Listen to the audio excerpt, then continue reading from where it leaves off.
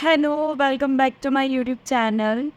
Sketch ज़िला में आपका स्वागत है और आज है day 4 of learning art from scratch. मैं आज आपको आइज़ बनाना सिखाऊंगी। आइज़ में शेडिंग कैसे करते हैं वो बताऊंगी। आइज़ में कहाँ हाइलाइट्स होती है, कहाँ पे एक्सट्रीम डार्कनेस होती है, ये सब आज क्लियर होने वाले हैं। आईज को मैंने कुछ पार्ट्स में कंप्लीट करने का सोचा है, बिकॉज आईज अपने आप में ही पोर्ट्रेट का सबसे ज़्यादा इम्पॉर्टेंट हिस्सा होता है। तो आज उसका पार्ट फर्स्ट है जिसमें मैं आपको आईज की बेसिक्स सिखाऊंगी। उसके बाद हम थोड़े अच्छे लेवल पे जाएंगे, कुछ और आईज ड्रॉ करेंगे, बहुत सारी प्रैक्टिस करेंगे। तो आपको मेरे साथ में ड्रॉ करना है, मेरे साथ में स्केच करना है, शेडिंग करनी है, ब्रांडिंग करनी है और हाइलाइट्स देनी है। चलो फिर स्टार्ट करते हैं बिना बिना टाइम वेस्ट किए। चलो।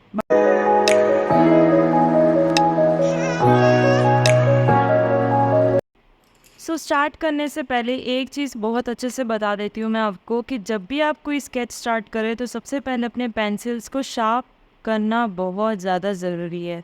यहाँ पे मैंने 10B आर्ट लाइन की ली है, बिकॉज आर्ट लाइन की 10B बहुत अच्छी है। मैंने ब्रूस्ट्रो को मैंने जब शार्प करने की कोशिश करी तो इसकी बार बार निब जो है वो टूट रही थी, इसलिए ब्रूस्ट्रो की जगह मैंने आर्ट लाइन लिया है। तो सबसे पहले हम जो ड्रॉ करने वाले हैं वो ये इमेज है। इस इमेज को ड्रॉ करने के लिए सबसे पहले मैंने HB से ड्राइंग करनी है। आप अपनी ड्राइंग बुक में स्टार्ट करें इसे ड्रॉ करना। सबसे पहले मैं उसकी अपर पार्ट से स्टार्ट करूँगी। इसमें हमेशा ये ध्यान रखना, साइड में जो ड्राइंग होती है ना आइज़ की, वो हल्की सी उसका शेप कुछ ऐसा होता है, ट्रायंगल जैसा होता है। ठीक है। उसके बाद में ऊपर का एक कर्व आएगा।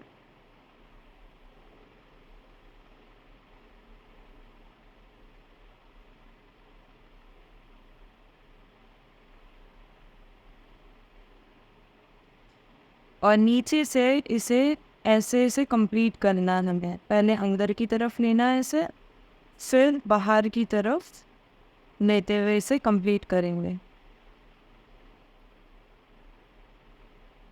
तो ये मेन हमारी ड्राइंग जो है वो आईज की कंप्लीट हो गई है। अब मेन तो क्या है ना, इसका ये सेंटर वाला पार्ट हमें ड्रॉ करना पड़ता है।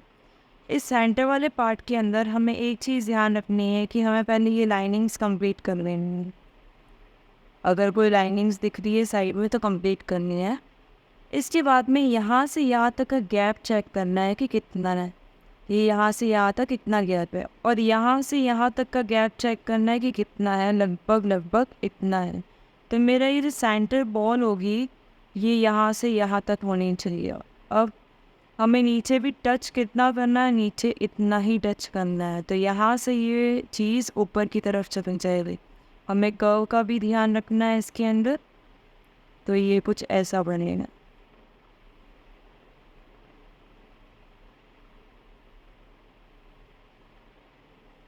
अब आइस के अंदर एक और सेंटर के अंदर एकदम डार्कनेस वाला पार्ट होता है। इस डार्कनेस वाले पार्ट के अंदर हमेशा एक हाईलाइट होती है। तो इस हाईलाइट को ड्रॉ करते हैं पहले। ये जो हाईलाइट है ये आइस का पूरा लुक ही चेंज कर देती है। अगर आपको किसी आइज़ में हाईलाइट नहीं दिख रही है आप फिर भी बना लीजिए, क्योंकि हाईलाइट से आइज़ बहुत चमकती हुई दिखती है, बहुत ज़्यादा अच्छी दिखती है। इसलिए मैं हमेशा प्रेफर करती हूँ हाईलाइट को ड्रॉ करना।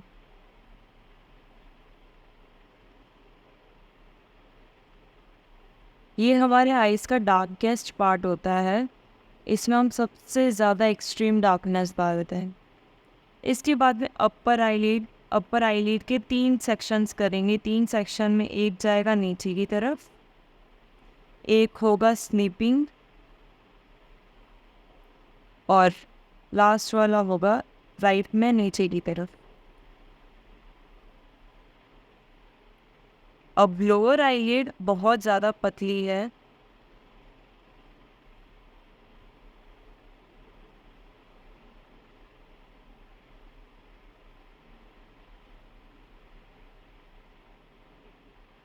ये यहाँ तक आइस कंप्लीट, ड्राइंग कंप्लीट हो चुकी है। शेडिंग में मैं हमेशा प्रेफर करती हूँ कि मैं सबसे डार्केस्ट पार्ट से स्टार्ट करूँ, और यहाँ पे डार्केस्ट पार्ट हमेशा सेंटर वाला होता है। अभी तक मैंने एच बी ही ले रखी है, एच बी से मैं सेंटर वाले पार्ट को शेड करूँगी लाइट लाइट। मतलब हमें एक्सट्रीम प्रेशर के साथ में नहीं करना है। अगर हमें डार्कनेस चाहिए हम लेयर्स बढ़ाएंगे, हम उस पर बार बार दूसरी पेंसिल से शेड करेंगे, बट कभी भी एक पेंसिल से एक्सट्रीम शेडिंग नहीं देनी है, क्योंकि जब हम ऐसा करते हैं तो उसका पेपर जो है ना वो ऊपर की तरफ आ जाता है, पेपर ख़राब हो जाता है, इसलिए हमें ये चीज़ नहीं करनी है।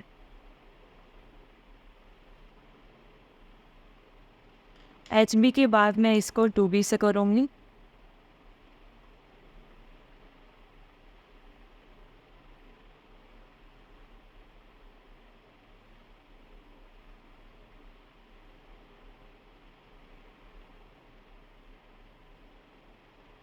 टू बी के बाद फोर बी से मैं वही पेंसिल्स यूज़ कर रही हूँ जो आपके आर्ट लाइन के अंदर या कैमलिन के अंदर अवेलेबल है। हमको बस लेयर बढ़ाते हुए चलना है, क्योंकि यहाँ पे एक्सट्रीम डार्कनेस है, इसलिए हमें लेयर्स बढ़ानी ही है इसके अंदर। इसके बाद हम करेंगे सिक्स बी से।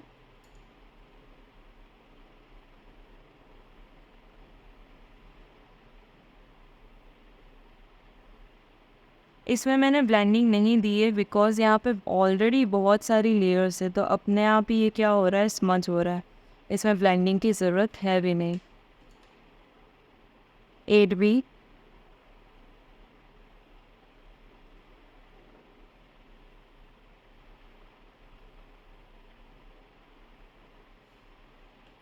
और टेन बी। तो अब देख सकते हो बिना प्रेशर लगाए भी हमने कितनी ज़्यादा डार्कनेस अचीव कर ली है। इसके बाद मैं हल्की सी मैंने इसमें आउटलाइन करी है हाईलाइट में, फिर से मेरे हाथ में एच बी है। एच बी से मैं क्या करूँगी, इस वाले पोर्शन के अंदर पूरी शेडिंग दूँगी। शेडिंग हमें बहुत लाइट लाइट करनी है, ज़्यादा डार्क नहीं करनी है। इसको हम बेस लेयर बोलते हैं। बेस लेयर इसीलिए क्योंकि इसको हम हर जगह पे कर रहे हैं, हम ये नहीं देख रहे कि कहाँ पे लाइट है कहाँ पे डार्क है। तो बेस लेयर करना बहुत ज़रूरी होता है, क्योंकि ये कहीं ना कहीं रियलिस्टिक लुक देने में बहुत हेल्प करता है।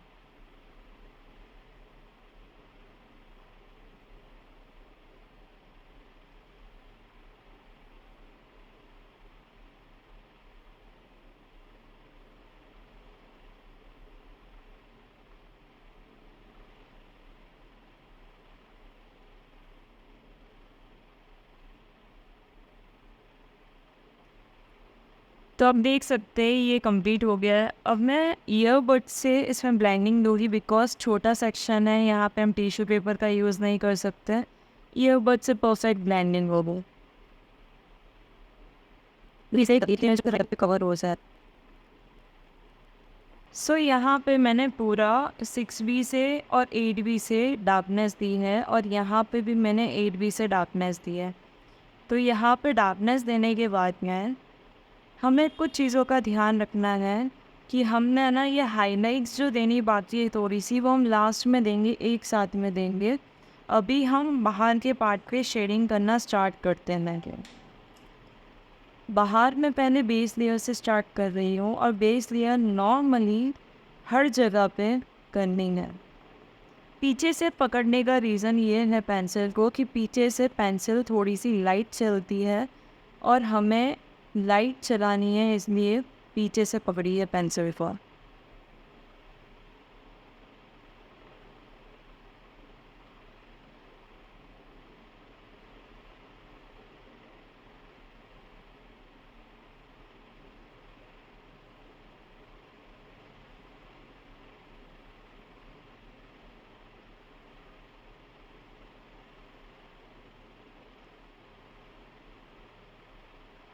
यहाँ मैं पूरी ब्लेंडिंग के साथ में बता रही हूँ, आप चाहे तो बिना ब्लेंडिंग के भी कर सकते हैं, उसमें भी रियलिस्टिक लुक आ सकता है, बट ब्लेंडिंग से पूरी शेडिंग जो है वो बहुत स्मूथ हो जाती है। हल्की हल्की सी मैं इसमें क्या कर रही हूँ, ब्लेंडिंग कर रही हूँ।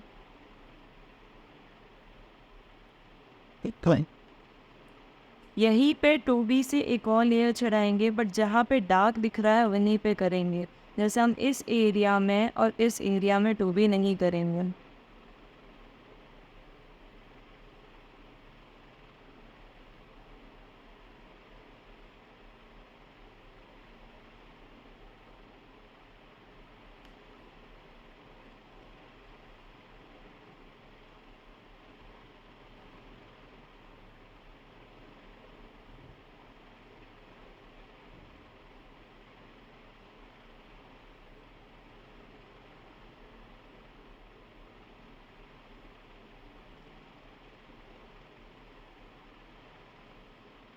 यहाँ शेडिंग मैं सर्कुलर मोशन में कर रही हूँ। सर्कुलर मोशन मतलब हम शेडिंग ऐसे ऐसे नहीं करके और ऐसे ऐसे करते हैं, ताकि यहाँ पे ज़्यादा लाइन्स विजिबल ना हो। और थोड़े थोड़े एरिया पे ही करनी है एक साथ में। ज़्यादा एरिया पे करोगे तो लाइन्स विजिबल होंगे।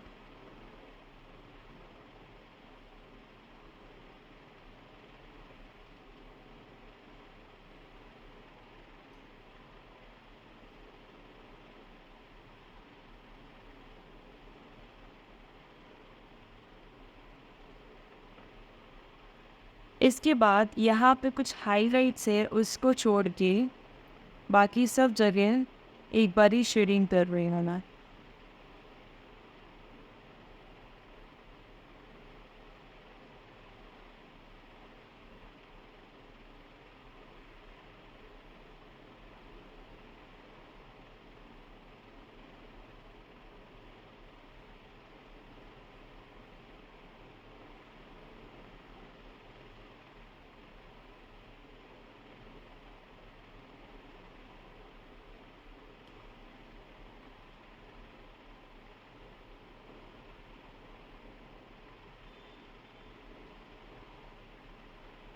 नीचे की तरफ एक बारी आउटलाइन दे देनी है, बट जहाँ पे दिखे वहीं देनी है।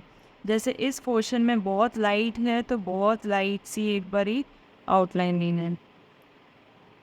अब बारी है यहाँ डार्कनेस देने की। मेरे हाथ में अभी तक 2B पेंसिल ही है।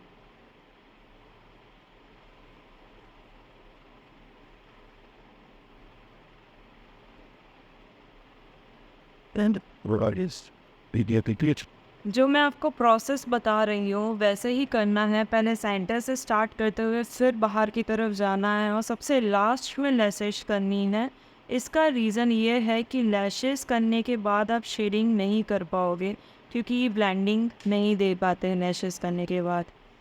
तो आपको ऊपर वाली आईलिड जो है वो हल्की सी डार्क दिख रही होगी, इसलिए हम क्या करेंगे, इसको डार्क करेंगे। मेरे हाथ में 8B पेंसिल है, 8B पेंसिल से डार्कनेस दे रही हूँ।